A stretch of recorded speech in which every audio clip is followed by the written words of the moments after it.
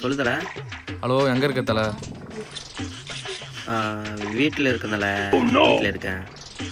சரி, டவுன் வரைக்கும் போயிடலாம் தல. டவுனுக்கா? அம்மா திட்டுவாங்களே. நான் வரல. சரி, ஓகே தல, பாரு. சரி வச்சுட்டாங்களா எப்பா?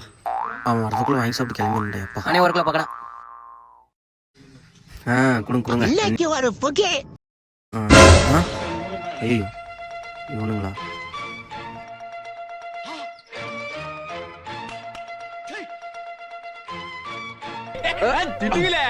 சரி, கையெழுதுல முட்டு கொடுத்துருக்கீங்க. கீழே கொட்டிட்டீங்க.